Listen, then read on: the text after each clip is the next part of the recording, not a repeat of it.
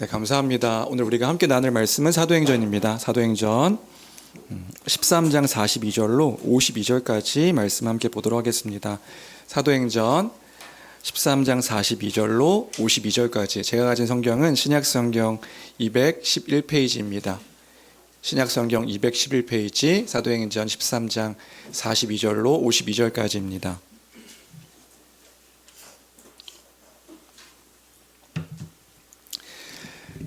다 찾으신 줄 알고 우리 한 목소리로 함께 읽도록 하겠습니다. 함께 읽습니다. 시작. 그들이 나갈새 사람들이 청하되 다음 안식일에도 이 말씀을 하라 하더라. 회당의 모임이 끝난 후에 유대인과 유대교에 입교한 경건한 사람들이 많이 바울과 바나바를 따르니 두 사도가 더불어 말하고 항상 하나님의 은혜 가운데 있으라 권하니라. 그 다음 안식일에는 온 시민이 거의 다 하나님의 말씀을 듣고자 하여 모이니 유대인들이 그 무리를 보고 시기가 가득하여 바울이 말한 것을 반박하고 비방하거늘 바울과 바나바가 담대히 말하여 이르되 하나님의 말씀을 마땅히 먼저 너희에게 전할 것이로되 너희가 그것을 버리고 영생을 얻기에 합당하지 않은 자로 자처하기로 우리가 이방인에게로 향하노라. 주께서 이같이 우리에게 명하시되 내가 너를 이방의 빛으로 삼아 너로 땅끝까지 구원하게 하리라 하셨느니라 하니 이방인들이 듣고 기뻐하여 하나님의 말씀을 찬송하며 영생을 주시기로 작정된 자는 다 믿더라. 주의 말씀이 그 지방에 두루 퍼지니라. 이에 유대인들이 경건한 기부인들과 그 신의 유력자들을 선동하여 바울과 바나바를 박해하게 하여 그 지역에서 쫓아내니 두 사람이 그들을 향하여 발에 티끌을 떨어버리고 이고니온으로 가거늘 제자들은 기쁨과 성령이 충만하니라. 아멘. 아멘. 우리는 계속해서 사도행전을 통해 하나님의 은혜를 함께 나누고 있습니다. 우리가 지난주에 바울 사도가 전한 그 설교 메시지를 통해서 하나님께서 이루시는 일들이 무엇인지를 함께 살펴봤었습니다. 비시디아 안디옥이라고 하는 그 지역에 회당에 들어가서 그 복음을 전했던 그 사도 바울의 첫 메시지, 설교 메시지들을 우리가 함께 나눴었죠. 회당에는 유대인들도 있었고 또 경건한 그 유대교를 따라 경건을 이제 사모하는 경건한 삶을 살았던 그 이방인들도 함께 모여 있었습니다.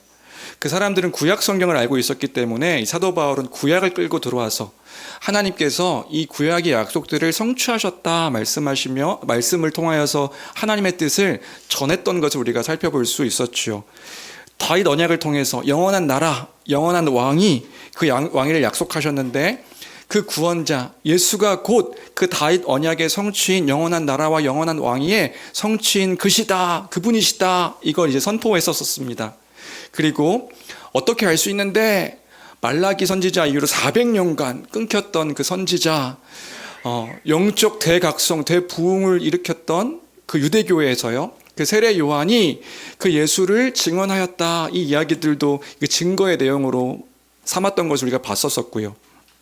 더 나아가서 그런데 그것을 멈춘 것이 아니라 십자가에 못 박혀 죽은 그 예수를 하나님께서 다시 살리심으로 그가 하나님의 아들이시며 그가 승리와 죽음의 사망에 대한 승리와 생명 있는 분이심을 선포함으로 하나님이 그 예수를 증언하셨다, 증거하셨다, 그래서 하나님의 나라가 이 땅 가운데 임했다, 이런 이야기들이 지난주 바울의 설교였다는 것을 우리가 함께 살펴보았습니다.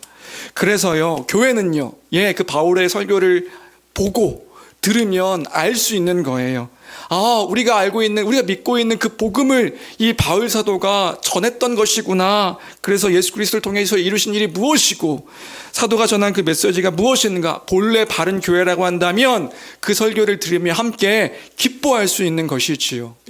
그 복음의 내용이 다르지 않기 때문에 그런 것이에요. 그래서 우리가 함께 들으면서 모르는 내용을 들은 것이 아니라 아는 것을 다시 한번 기억하며 이것이 복음이구나 함께 생각하는 시간을 우리가 지난주에 가졌습니다. 복된 그 세상이 시작되었구나. 하나님의 나라를 하나님께서 이렇게 이루어 가시는 거구나. 유대인들도 그 바울의 설교를 들었을 때 무슨 말인지 알았을 것이란 말이에요. 왜요? 왜냐하면 유대인들은 구약에서 약속되었던 하나님의 그 약속을 갈망하며 소망했던 사람들이었기 때문에 그런 거죠. 그 로마의 지배를 받으면서 하나님의 나라를, 그 하나님 나라의 회복을 갈망하던 사람들이 유대인들이었기 때문에 유대인들은 비록 혼란스러울 수 있지만 그럼에도 불구하고 바울이 지금 전하는 하나님께서 그 일을 이루신다고 유대인들은 알았을 것이란 말이에요. 그런데 이방인들은요, 그 회당에 있던 이방인들은 아직 그 일이 무슨 말인지 몰랐을 거예요. 왜냐하면 이제 그들은 아직 그 유대인들과 같이 그 구약에 대한 내용들이 무엇인지 잘 알지 못하니까요.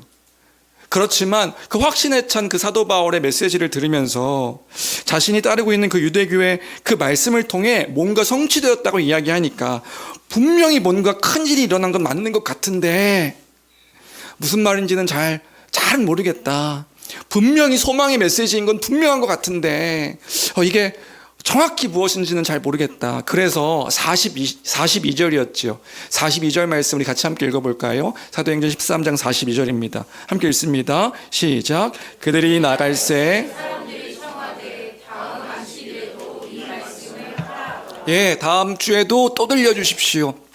다음 안식일에도 그 말씀 또 가지고 와서 우리에게 그 이야기가 무엇인지 알려주십시오 라고 했던 것이 지난주에 살펴보았던 42절까지의 이야기였습니다. 또 들려주시오. 또 들려주시오. 내 복음을 우리가 잘 이해하지 못하면 또 잊고 있다면 우리가 또 들려주십시오. 또 알려주십시오. 그것이 우리의 바른 태도인 것이란 말이지요. 소망에 대한 메시지이기 때문에 그런 것입니다. 그리고 43절입니다. 43절을 보면 회당의 모임이 끝났습니다. 안식일에 회당의 모임이 끝났는데 끝나고도 많은 사람들이 그 바나바와 바울을 따랐던 것을 볼 수 있습니다. 유대인들과 경건한 이방인들이 그 바나바와 바울을 따르면서 그 복음에 대한 내용들을 더 듣기를 원했던 것을 43절에서 볼 수 있습니다.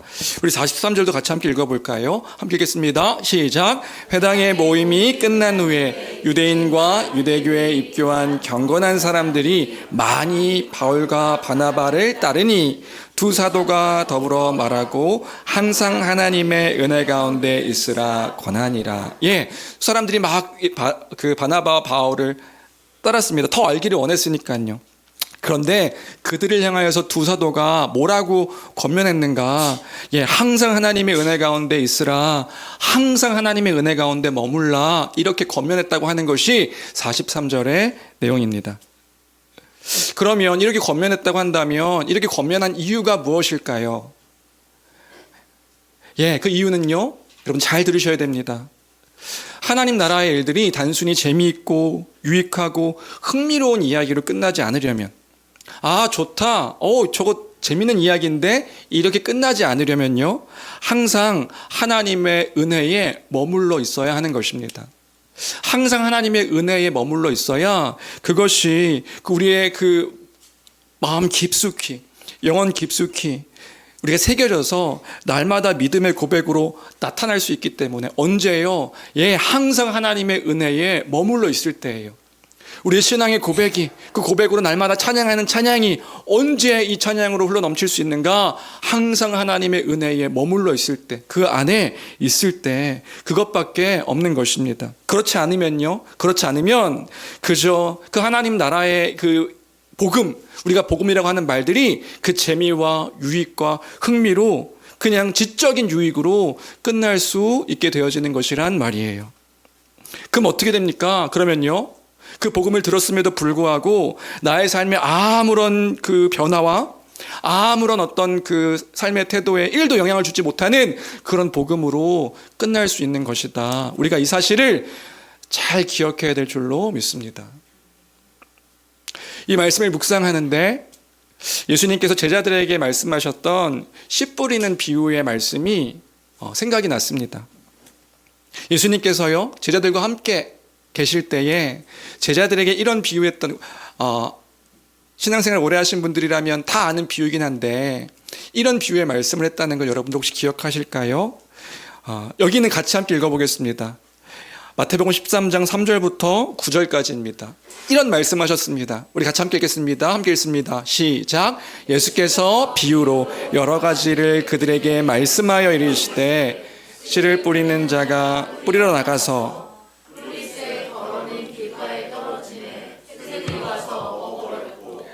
덜어는 흙이 얕은 돌밭에 떨어짐에 흙이 깊지 아니하므로 곧 싹이 나오나 해가 돋은 후에 타서 뿌리가 없으므로 말랐고, 덜어는 가시떨기 위에 떨어짐에 가시가 자라서 기운을 막았고, 덜어는 좋은 땅에 떨어짐에 어떤 것은 100배, 어떤 것은 60배, 어떤 것은 30배의 결실을 하였느니라. 귀 있는 자는 들으라 하시니라. 예, 기억하실까요? 이 말씀을 예수님께서 제자들에게 비유로, 사람들에게 비유로 말씀하시는 거예요. 갑자기 왜 이런 말씀하셨는가? 그리고 이 비유는 무슨 의미인가? 사람들이 잘 모를 때에 많은 사람들이 떠나고 제자들에게, 남아있는 제자들에게 이 말씀을 예수님께서 직접 해석해 주셨습니다. 특별히 이 비유가 무슨 의미인지 주석해 주시며 이 비유에 대해서 설명하시는 게 마태복음 13장 그 이후에 18절 이하의 내용입니다. 여긴 제가 천천히 한번 읽어볼게요. 눈으로 한번 따라와 주시면 감사하겠습니다. 그런즉 씨 뿌리는 비유를 들으라. 아무나 천국 말씀을 듣고 깨닫지 못할 때는 악한 자가 와서 그 마음에 뿌려진 것을 빼앗나니 이는 곧 길가에 뿌려진 자요. 돌밭에 뿌려졌다는 것은 말씀을 듣고 즉시 기쁨으로 받되 그 속에 뿌리가 없어 잠시 견디다가 말씀으로 말미암아 환난이나 박해가 일어날 때에는 곧 넘어지는 자요. 가시떨기에 뿌려졌다는 것은 말씀을 들으나 세상의 염려와 재물의 유혹에 말씀이 막혀 결실하지 못하는 자요. 좋은 땅에 뿌려졌다는 것은 말씀을 듣고 깨닫는 자니 결실하여 어떤 것은 100배, 어떤 것은 60배, 어떤 것은 30배가 되느니라 하시더라. 예. 이 씨 뿌리는 비유는 어떤 것을 말씀하시는 거냐면 하나님의 말씀, 그 하나님 나라의 그 말씀과 그 말씀을 듣는 사람들의 상태, 마음의 상태, 영적 상태를 그 비유로 설명하시는 것이 이 씨 뿌리는 비유의 핵심입니다. 씨앗은요, 말씀이고요. 하나님 말씀이고요. 땅은 사람들의 마음의 상태, 영적인 상태, 영혼의 상태를 의미하는 것이지요. 근데 잘 기억하십시오. 지금 이게 모든 사람들에게 다 뿌려졌다, 이걸 이야기하는 게 아니라고요. 그럼 누구에게 뿌려진 거냐면 그 하나님 나라의 백성된, 우리로 따지면 성도죠. 성도들에게 그 말씀이 선포되어질 때에 그 사람들의 반응, 그 사람들의 상태를 의미하는 거예요. 붕.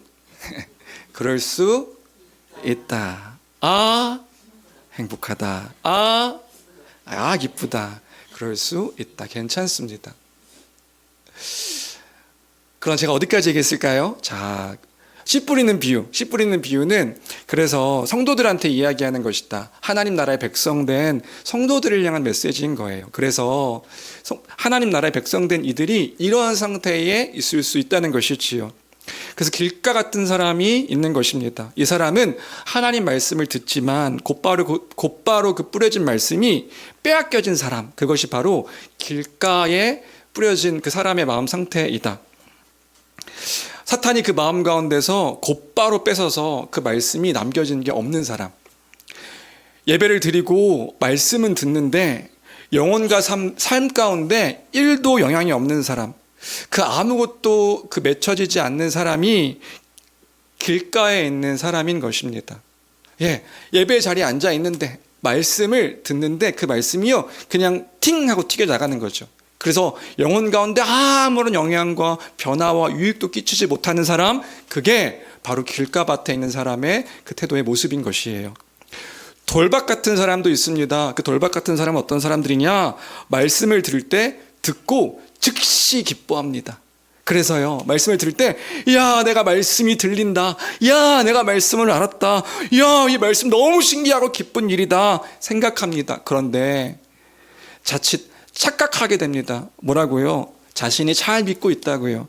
자신이 잘 알고 있다고 착각하는 거예요. 내가 이제 말씀도 들었으니, 야, 내가 이제 너 이 기쁜 말씀, 그래, 너무너무 기쁜 일이야. 생각합니다. 그런데 문제는 뭐냐면, 감정으로는 기뻐하지만, 감정적으로는 이것들을 기뻐했지만 그 말씀이 나의 이성과 나의 의지 가운데 아무런 영향을 끼치지 못하는, 심겨지지 않는 사람이 이 돌박 같은 사람의 그 모습인 거예요. 그래서요, 기뻐했습니다. 잠깐 기뻐했다가 조금 있다가 말씀을 통하여 환난이 옵니다.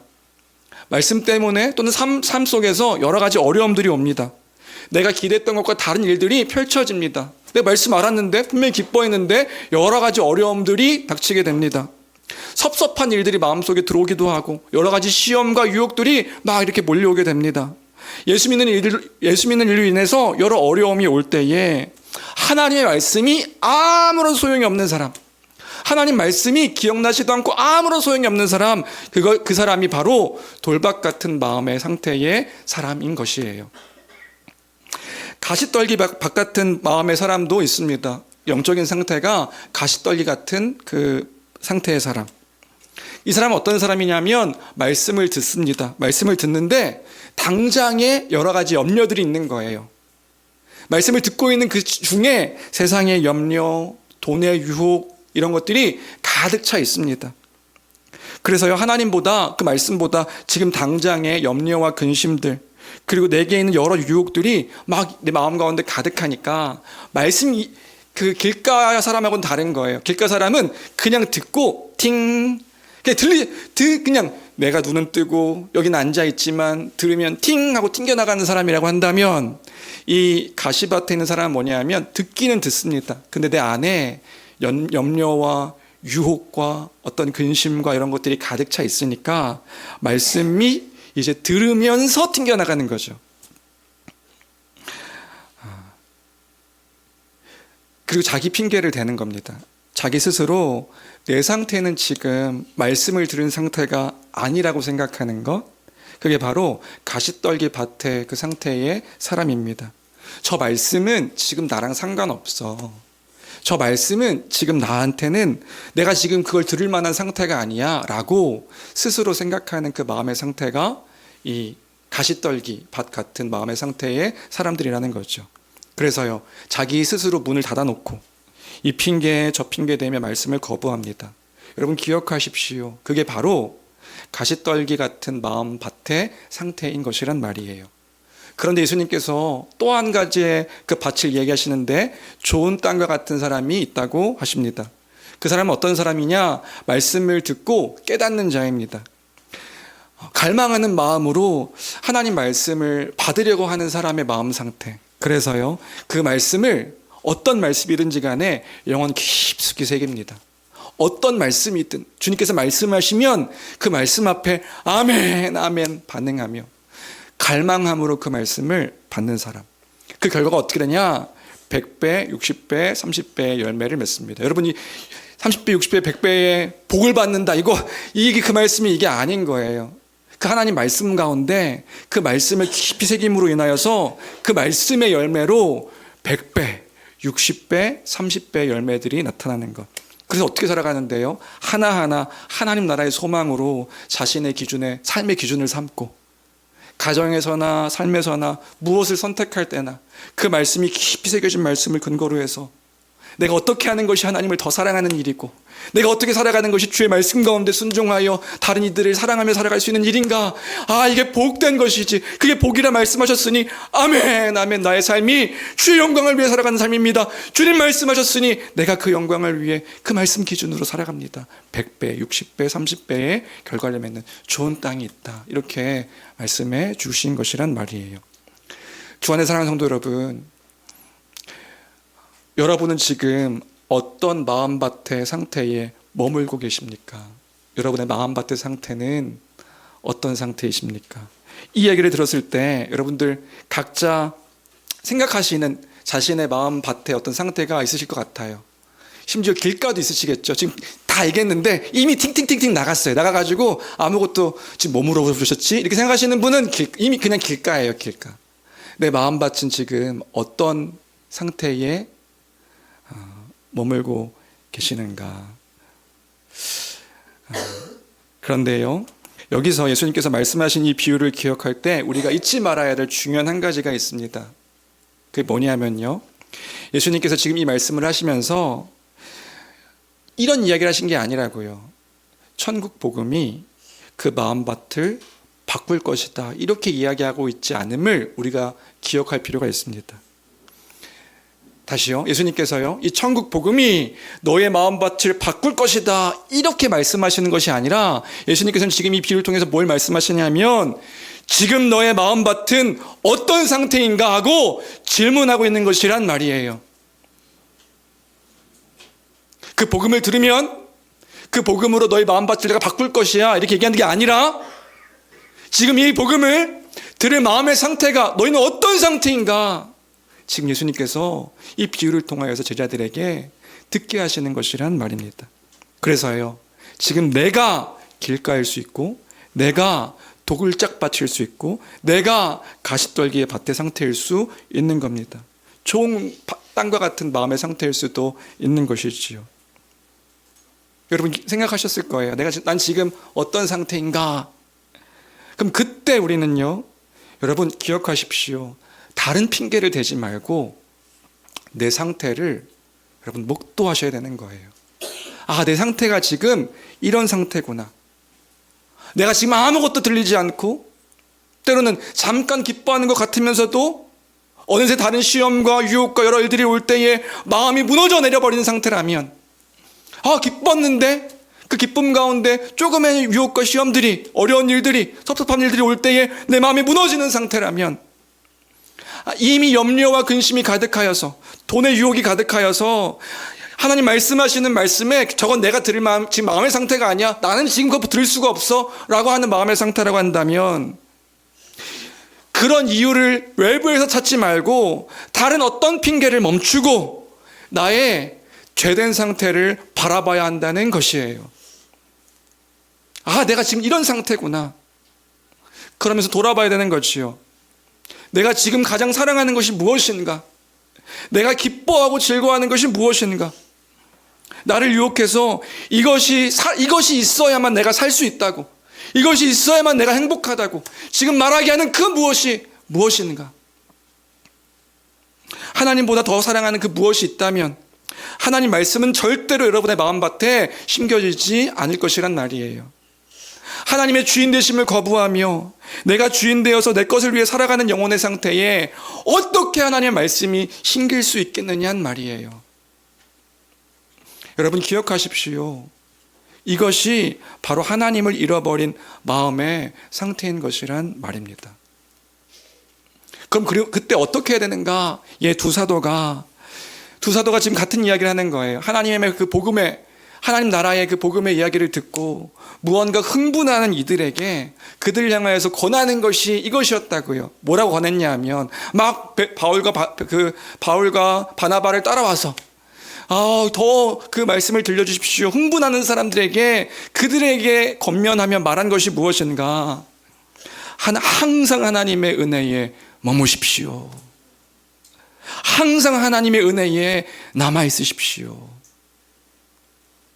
결국은 하나님께서 그 예수 그리스도를 통해 이루신 그 일들이 무엇인지, 지금 하나님께서 이뤄가시는 일들이 무엇인지, 그 복음으로 나에게 어떤 일이 일어난 것인지, 내가 어디 안에 있고 내가 무엇을 위해 살아가며 무엇으로 인하여 기뻐하고 즐거워하고 있는지, 그 복음의 그 내용 가운데 그 은혜 안에 머물 것을 권면하고 있는 것이에요. 주 안의 사랑하는 성도 여러분, 저는 오늘 여러분에게도 이 말씀을 들어서 같은 권면을 하고 싶습니다. 여러분, 은혜 안에 머무십시오. 은혜 안에 남아 있으셔야 합니다. 항상, 언제든, 어디서든 하나님의 은혜를 잊지 않고 놓지 않는 교회가 되기를 주님의 이름으로 간절히 축원합니다.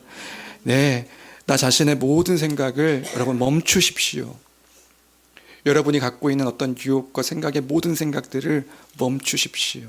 멈추고, 내 생각을 멈추고 하나님의 그 말씀을 나의 심령 가운데 깊숙이 새겨서 그 말씀을 생각하십시오.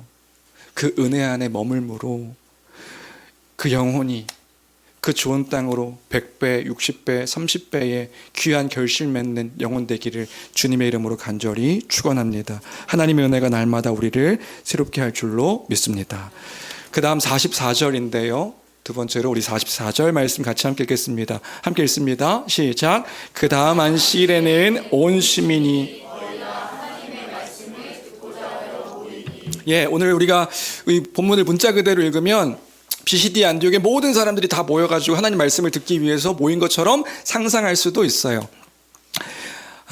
그런데요, 지금 그래서 우리는 막 그렇게 꿈꾸죠. 수많은 사람들, 막 수천 명의 사람들이 이 회당에 모여가지고 발 디딜 틈 없이 바울의 그 설교를 듣기를 원하는 막 사람들이 모인 것이라고 상상할 수도 있는데, 작지 않은 도시의 사람들이 어떻게 그 회당에 다 모이겠어요?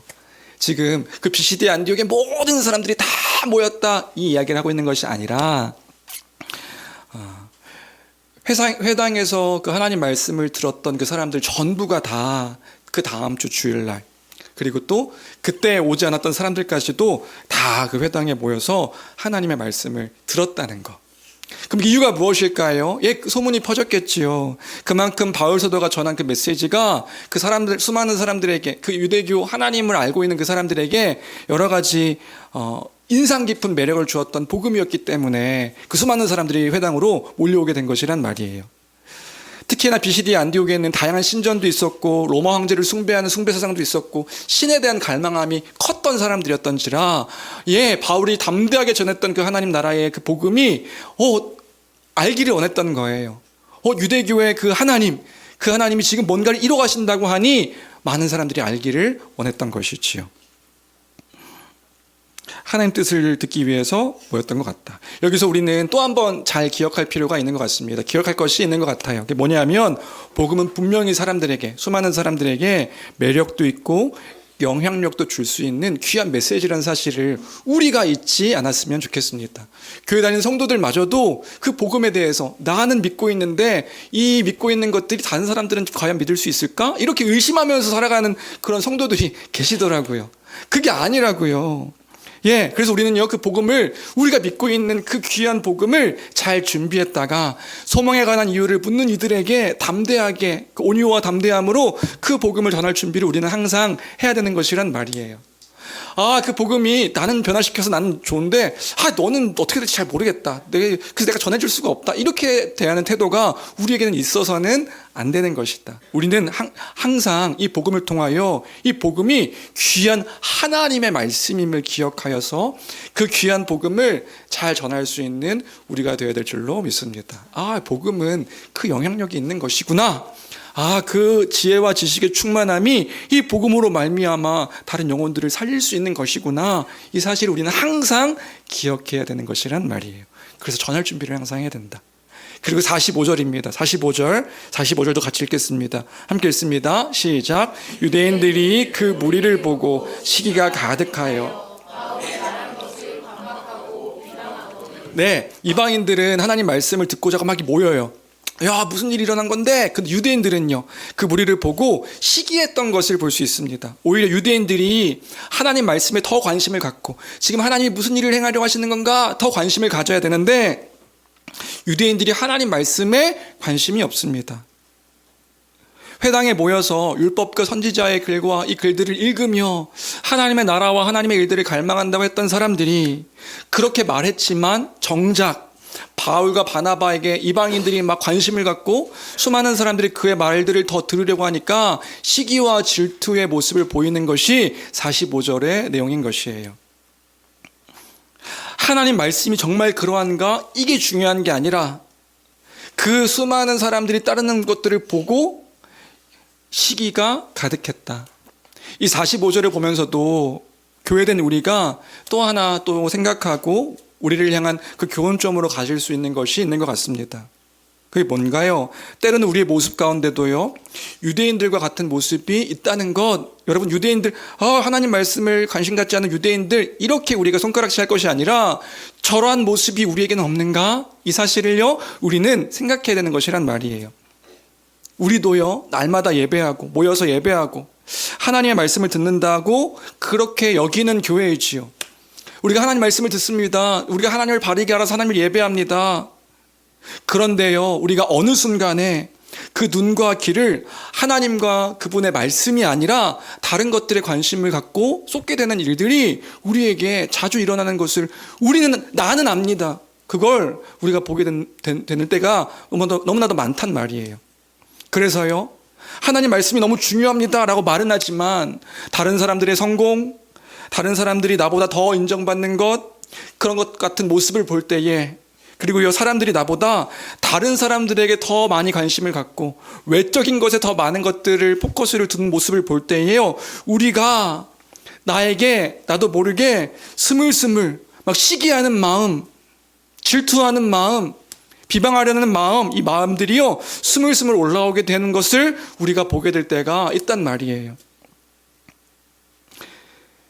주 안에 사랑하는 성도 여러분, 우리가 사람들의 시선과 태도에 거기에 우리의 시선이 머물게 되면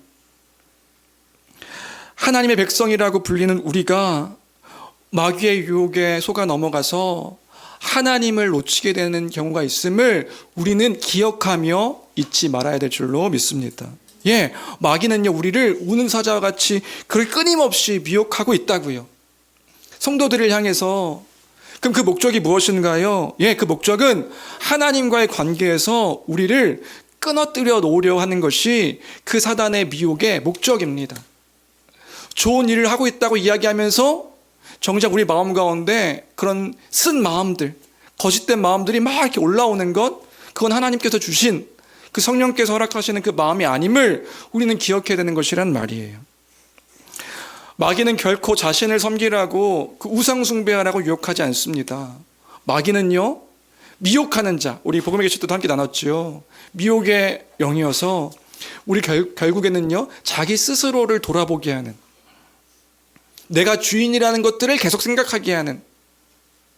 그래서요, 너가 주인이야 이렇게 직접적으로 얘기하는 게 아니라 스스로에게 계속 귀 기울이게 하는 거예요.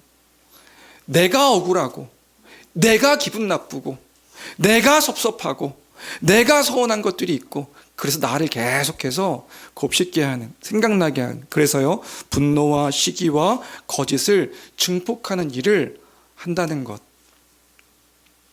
우리가 이 45를 통해서도 우리가 다시금 돌아보며 기억해야 될 것이 있는 것 같아요. 오히려 그런 상태에 내가 머물고 있지는 않은가, 또 나는 그런 상태에 머문 적이 있지 않은가.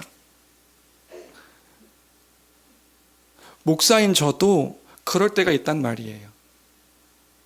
목사인 저도 여러분들 한 사람 한 사람이 그런 상태다가 아니라 우리 모두가 다 그런 상태일 때가 있단 말이에요. 그럴 때가 있고 그럴 때가 있었고, 그럼 우린 그때에 기억해야 되는 것이란 말입니다. 내가 누구인지, 여전히 어떤 것을 시기하고 질투하는 것인지. 저도 입술로는 아주 멋진 말들을 잘할 수 있어요. 날마다 그렇게 이야기하기도 합니다.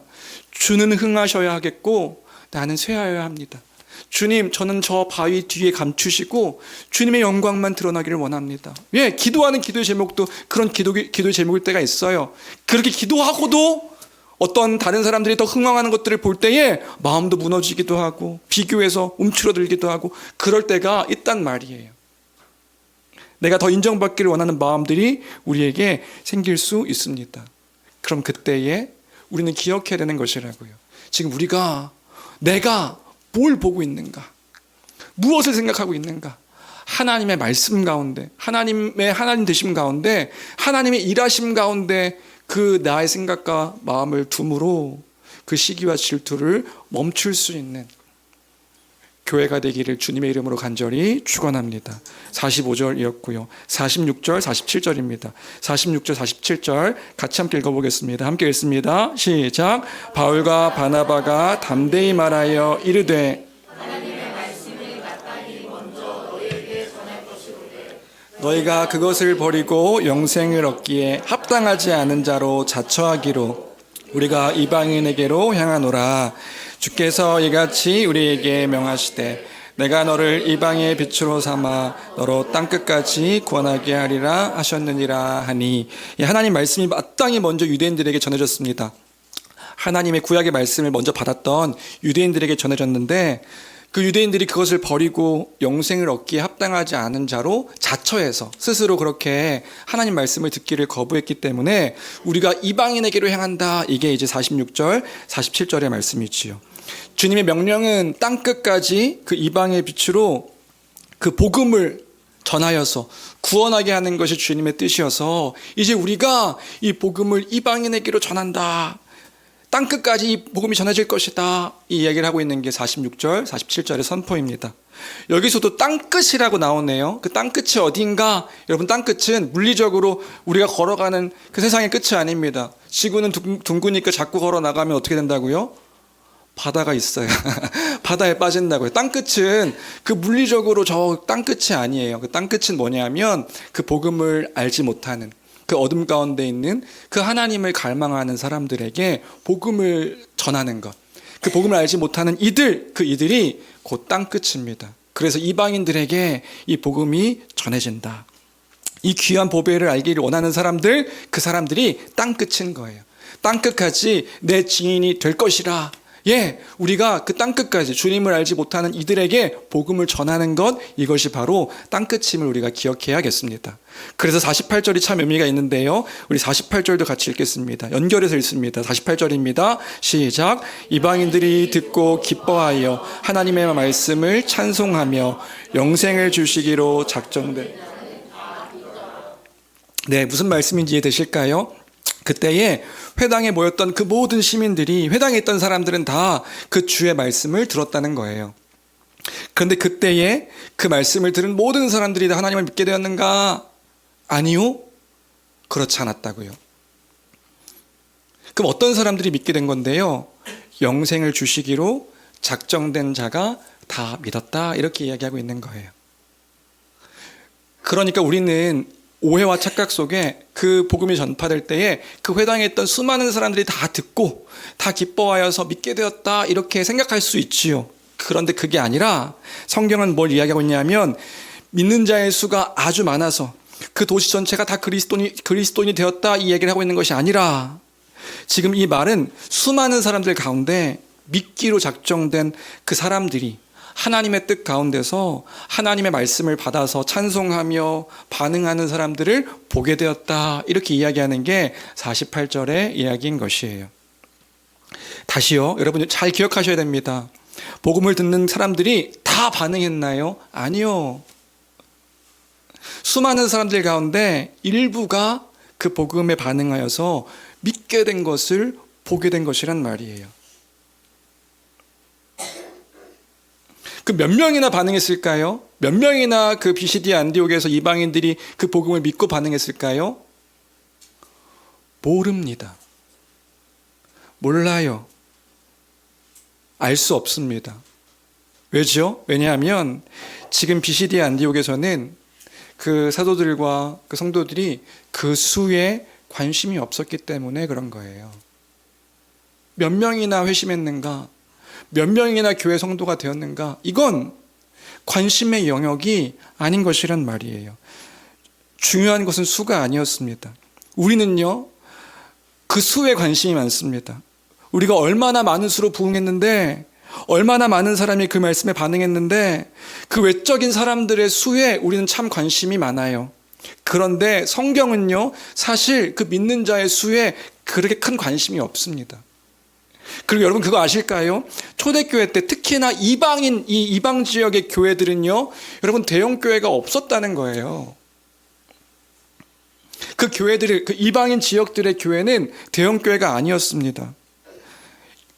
들어보셨을까요? 몇 가정들이 모이는 가정교회 중심으로 이 교회들, 그 지역들마다, 뭐 고린도 교회, 또 뭐 저 빌립보 교회, 이 교회들이요, 가정교회 중심으로 몇 가정이 모여서 함께 예배하는 것이 교회의 모습이었어요. 그 몇 가정이 모였던 교회들이 이 지역교회로, 이렇게 지역마다 이렇게 그 지역의 교회로 뭉칠 때는 있었지만 다 같이 모일 수가 없어요. 그런 큰 공간이 없으니까요.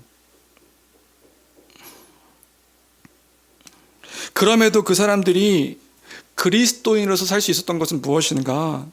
그 사람들이요, 교회를 숫자로 평가한 것이 아니라 그 믿음을 따라 살게 하는 그 복음에 반응하여서 그 소망을 따라 살게 하시는 하나님을 보았기 때문에 그 교회가 비록 그 지역 안에 적은 무리가 모여서 함께 예배했을지라도 하나님을 바라보며 그렇게 함께 예배하는 공동체가 교회였던 것이란 말이에요. 네, 참된 그리스도인들은 어떤 사람들입니까? 하나님의 행하신 일들을 바라보며 기뻐하는 사람들이 그리스도인인 것이란 말이에요. 그래서 52절이 참 의미가 있습니다. 52절 같이 함께 읽어볼까요? 함께 읽겠습니다. 시작. 제자들은 기쁨과 성령이 충만하니라. 예, 그 복음에 반응하던 그 비시디 안디옥의 제자들이 성령이 충만하여서 하나님께서 행하신 일들을 바라봄으로 그 바울과 바나바, 그 복음에 반응하던 이방인들, 제자들이요, 기쁨이 충만하게 되었다. 예, 수많은 사람들이 예수를 따르는 그 무리들을 보면서 충만한 게 아니라 그 예수 그리스도의 그 행하신 일들, 하나님께서 예수 그리스도를 통해서 행하신 하나님 나라의 그 복음에 반응하여 기쁨과 성령이 충만하게 되었다는 것을 52절에서 이야기해 주고 있는 거예요. 그럼 바울과 바나바의 사역이 모든 것에 순탄하게 진행되었을까요? 아닙니다. 우리는 하나님의 일이라고 할 때에 모든 것이 순탄하게 진행되어지는 것을 하나님의 일이라고 생각하기 쉬운데요. 그런데 현실적으로 보면 바울과 바나바가 그 복음을 전하면서 수많은 어려움과 박해가 있었다는 것을 볼 수 있어요. 그게 50절인데요. 50절도 같이 함께 읽어보겠습니다. 함께 읽습니다. 시작. 이에 유대인들이 경건한 귀부인들과 그 시내의 유력자들을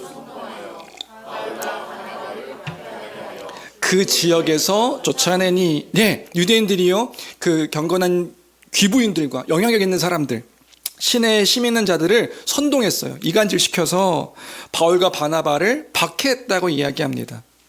그 박해가 결코 가벼운 박해가 아니었어요. 힘겨운 박해였어요. 그러니까 어떻게 해요? 쫓겨나는 거죠.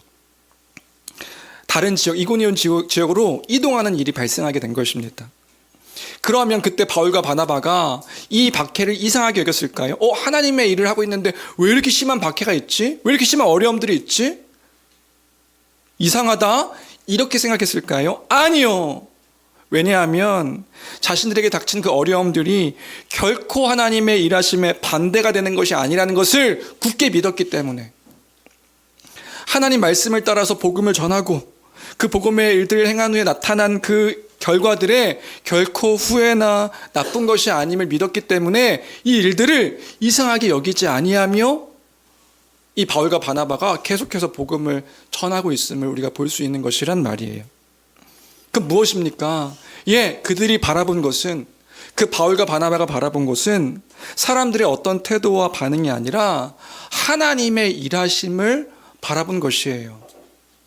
하나님께서 여전히 일하고 계신다는 그 사실을 믿으며 자신이 마땅 사명으로 갖고 있는 그 사명들을 이제 행하고 전한 것이란 말입니다. 하나님의 말씀을 통해 이미 기쁨을 허락해 주시고 구원을 허락해 주시는 일이 있다는 것, 그래서 이 말씀을 땅끝까지 내 증인이 될 것이라 그 증인의 삶으로 전하는 것이 마땅하다는 것, 그 분명한 사실이 있으니 이 사실을 믿으니 그 여러 가지 박해가 있다 할지라도 그 박해를 이상하게 여기지 아니하며 이 믿음 가운데 거하여 살아갈 수 있었던 것이란 말입니다. 왜 이 말씀을 드리냐면 우리는 때로는 어떤 현상과 상황을 보게 되면 쉽게 낙심하는 일들을 보게 되는 것 같아요. 우리 스스로가 낙심하게 됩니다. 특별히 복음 가운데 거하여 살아가는 삶이었는데 그때 여러 가지 복음을 따라서 살아가는 나의 삶인데 왜 이렇게 어려운 일들이 있지? 왜 이해되지 않는 일들이 있지? 라고 하면 그 복음이 귀한 것들은 잊어버린 채 그 낙심하고 절망케 되어지는 일들 때문에 우리의 마음이 무너져 내리는 경우들을 우리가 보게 되어지는 것 같아요. 특별히 복음을 전할 때에 있어서도 마찬가지죠. 복음을 전하는데 기대했던 결과들과 다른 사람들의 태도를 보면 낙심하기 쉽습니다. 제가 그래요, 제가요.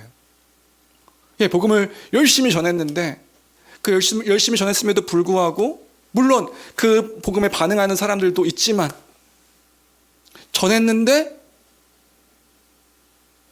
사라져버리고 전했음에도 불구하고 이 교회의 중요함들을 전했음에도 불구하고 변화가 없는 어떤 모습들을 바라볼 때 낙심하고 절망케 되어지는 일들이 저에게도 있고 그래서 두려운 마음에 또 거부하는 사람들을 바라볼 때 그것 거절당하는 게 두려우니까 또 변하지 않을 것들에 대한 염려들이 있으니까 우리가 복음 전하는 그 일들을 주저주저 할 때가 있는 것 같다는 말이지요.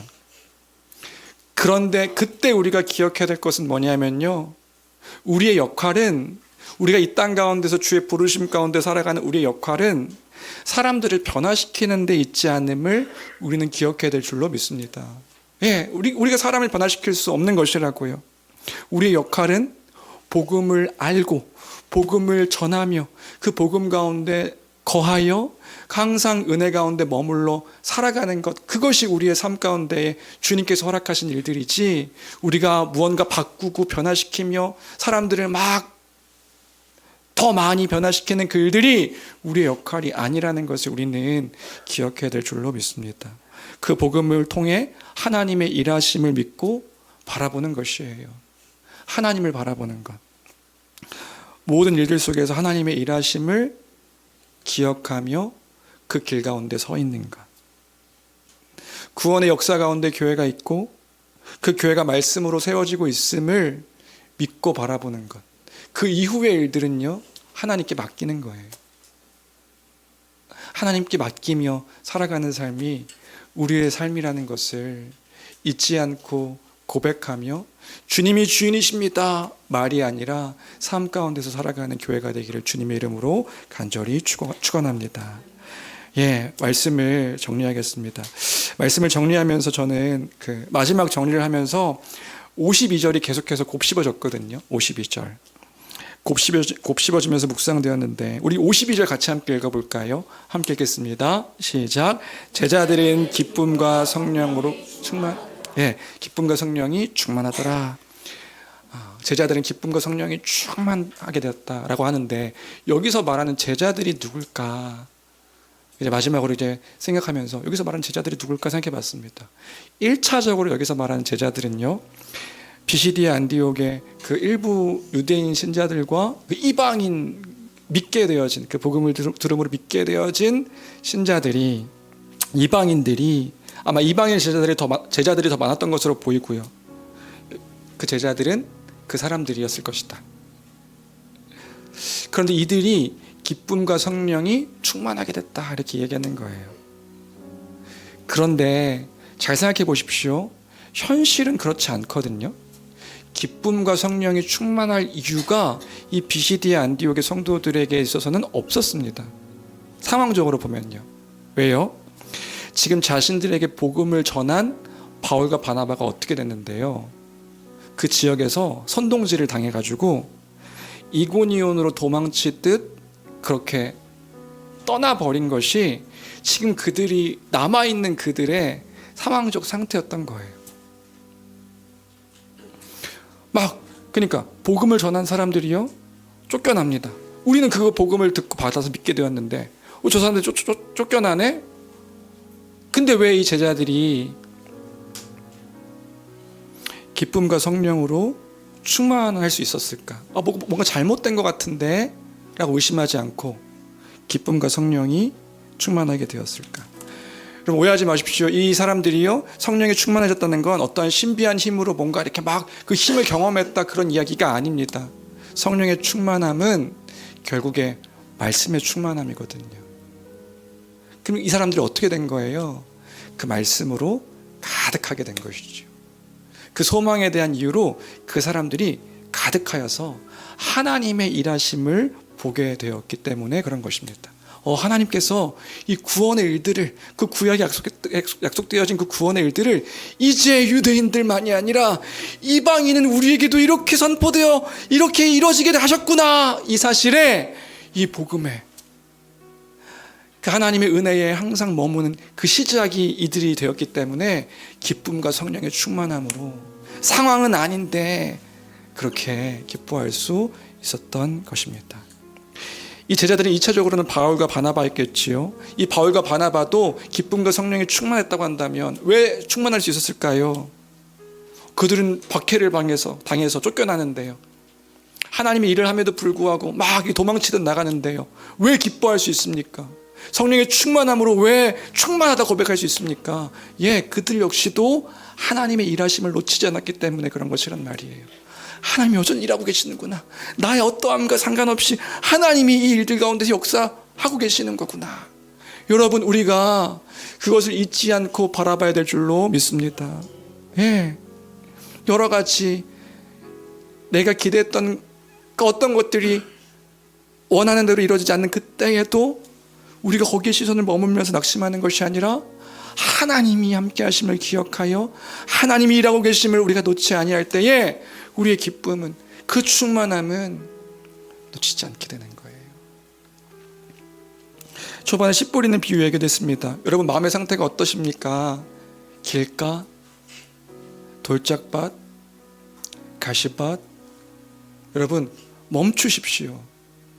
지금 그 생각과 그 상황의 일들에 멈추십시오. 좋은 땅은 그 하나님의 은혜에 항상 머무를 때에 좋은 땅으로 그 하나님의 말씀 가운데 거하여 충만을 누리게 되는 것입니다. 하나님의 일하심을 놓지 않고 이루신 일들 속에서 그 하나님의 구원 역사 가운데 우리가 있음을, 서 있음을 잊지 아니하며 내가 누구인지 어떠한 자인지 찬양으로 고백하며 감사로 선포하는 교회가 되기를 주님의 이름으로 간절히 축원합니다. 이 말씀을 기억하면서 우리 찬양 함께 고백했으면 좋겠는데요. 아까